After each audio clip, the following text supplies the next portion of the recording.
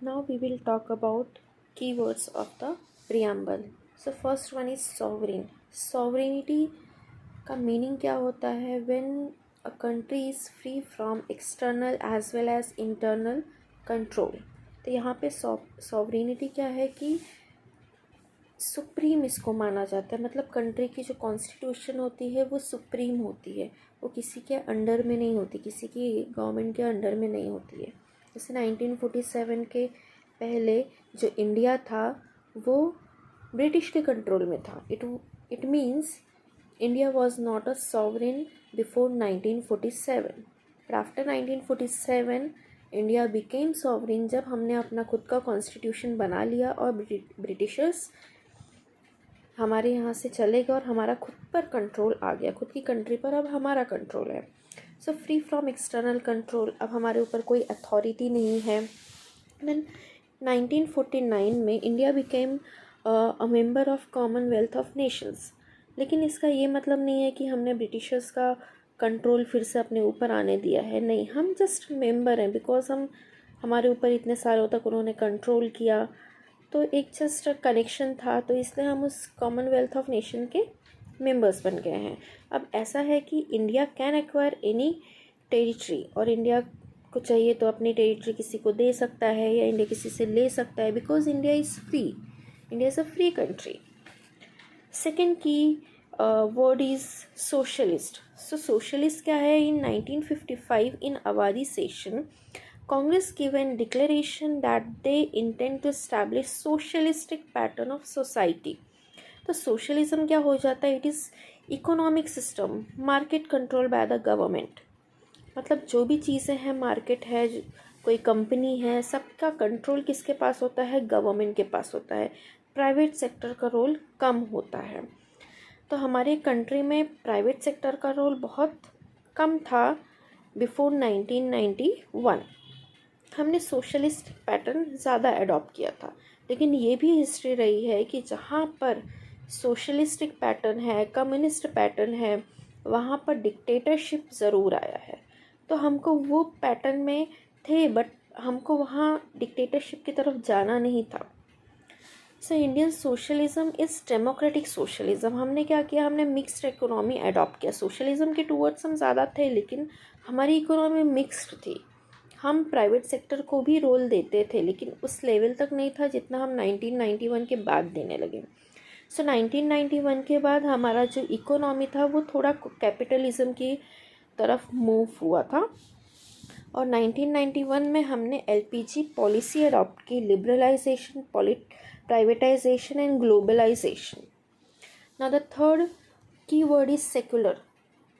तो secular word जो है हमारी कॉन्स्टिट्यूशन में मेंशन नहीं था टिल 1974, लेकिन फिर भी टिल 1974 नहीं, 1976 सेकुलर वर्ड हमारी कॉन्स्टिट्यूशन में मेंशन नहीं था, लेकिन फिर भी सुप्रीम कोर्ट ने बोला मेंशन नहीं है, लेकिन हमारा कॉन्स्टिट्यूशन सेकुलर है। तो ये 1976 में प्रियम्बल में सेकुलर वर्ड ऐड किया गया था। आर्टिकल 25 to 28 फंडामेंटल राइट्स में फ्रीडम ऑफ रिलीजन दिया गया है। तो अगर हम देखेंगे कि पॉजिटिव कॉन्सेप्ट ऑफ सेकुलरिज्म क्या होता है? When we love and promote each religion equally. Now the fourth ingredient is democratic. Democratic में एक वर्ड है डॉक्ट्रिन ऑफ पॉपुलर सॉवरेनिटी। इसको क्या बोला जाता है? डेमोक्रेसी बोला जाता है। इसमें क्या होता है कि यहाँ पर जो सुप्रीम पावर है ना, वो पीपल का होता है। बिकॉज डेमोक्रेसी में क्या होता है कि जब इलेक्शन होता है तो उसमें पावर किसके पास होता है? पीपल के पास होता है। पीपल वोट करते हैं, तब जाके गवर्नमेंट इलेक्ट होती है। ठीक है। इंडिया में रिप्रेजेंटेटिव फॉर्म ऑफ डेमोक्रेसी है। इंडिया में पार्लियामेंटेरियन फॉर्म ऑफ गवर्नमेंट हमने अडॉप्ट किया है। इंडिया में इनडायरेक्ट डेमोक्रेसी है। तो ये सारे जो वर्ड्स हैं ना, ये टेक्निकल वर्ड्स है, ये तुमको मेंशन करना पड़ेगा जब तुम कोई आंसर लिखोगे। अब यहाँ पे हमने कुछ इम्पॉर्टेंट चीज़ें अडॉप्ट की है in democracy. First one is universal adult franchise, मतलब राइट टू वोट सबके पास है जिसकी एज 18+ हो गई है। चाहे उसका कोई कास्ट हो, कोई कल्चर हो, कोई रिलीजन हो, वो मैटर नहीं करता. If you have completed 18 years then you can vote. Elections होते हैं time to time. Rule of law है हमारी कंट्री में, हमारा खुद का कॉन्स्टिट्यूशन है, उसके अकॉर्डिंग हम चलते हैं. इंडिपेंडेंस ऑफ जुडिशरी है. Then absence of discrimination on certain grounds. Discrimination भी हमारी कंट्री में नहीं है, मतलब कॉन्स्टिट्यूशनली नहीं है, प्रैक्टिस अभी भी बहुत सारे प्लेसेस पर होता है.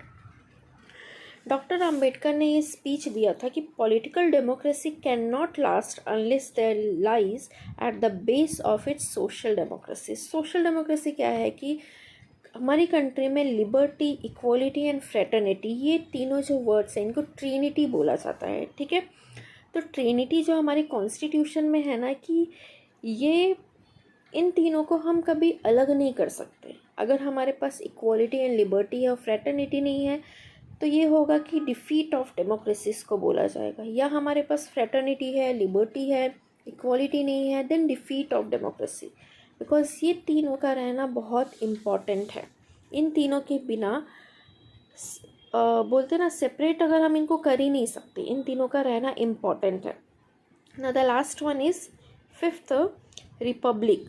रिपब्लिक में क्या है कि हमारा जो कंट्री है, हमारे कंट्री में प्रेसिडेंट और प्राइम मिनिस्टर दोनों इलेक्टेड होते हैं. हम प्रेसिडेंट को भी इलेक्ट करते हैं और प्राइम मिनिस्टर को भी इलेक्ट करते हैं.